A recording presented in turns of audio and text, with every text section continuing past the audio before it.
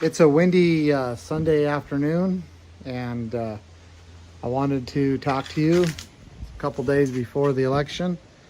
And there's a couple of things I need to address right off the bat. And I have to eat a little crow, but I also think that it's important that we admit, when we're wrong and face that.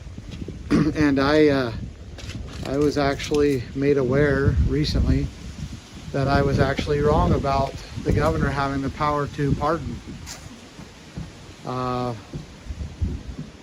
It's interesting because it lists the power to pardon under the executive powers, but then when you read into the Idaho Constitution, it actually defines that the power belongs to the legislature.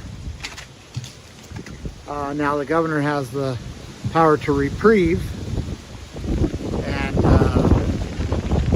I'm certain could do a tremendous amount of affecting and influencing those who get pardoned, but he does not have the same powers that most governors in Idaho or in the United States have, or that the president of the United States has. So anyway, I have to acknowledge that I was wrong in that, and that it's an ever learning thing.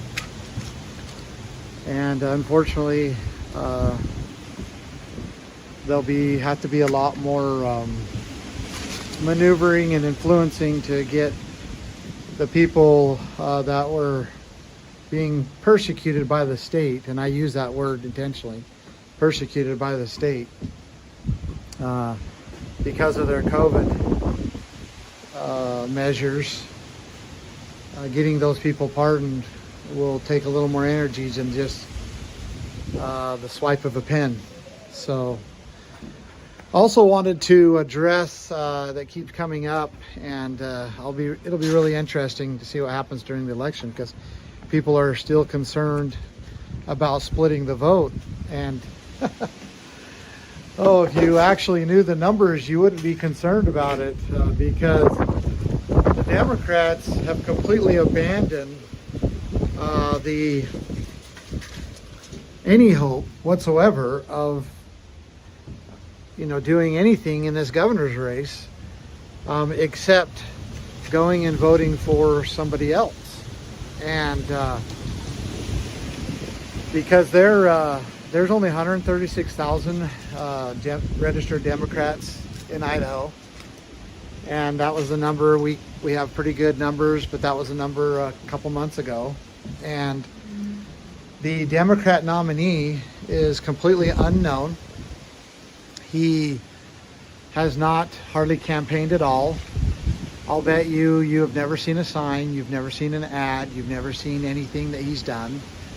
And it's because they know that there's no chance whatsoever for him to win. There's 600,000 Republicans in Idaho. There's 310,000 registered unaffiliated voters, and then a handful of other constitutional and libertarian party registered voters. And when you break that down, there's absolutely no possible way that a Democrat can win a national race, or a statewide race in Idaho. And they know this. And it's only the establishment Republican that wants you to just keep voting for them using this scare tactic. No, there's no way.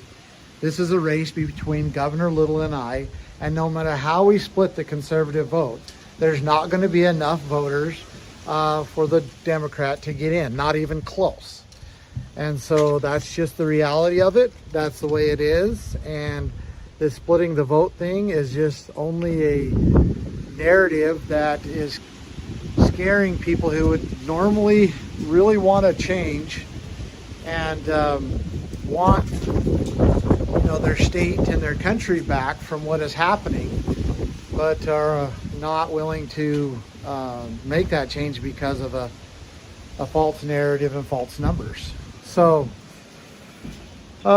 take that for what it's worth. You can go and look at the numbers yourself, and you can do the math yourself. We only need 310,000 people to win this race out of a pool of let's say about 910,000 people. So and that doesn't include the Democrats. So that's where it lays. That's what it is.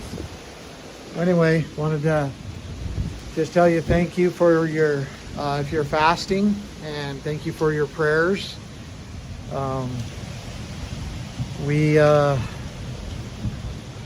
We're seeing extremely good numbers in our internal polling, and we find it very interesting that the national polls did not come to Idaho and run any polls this year.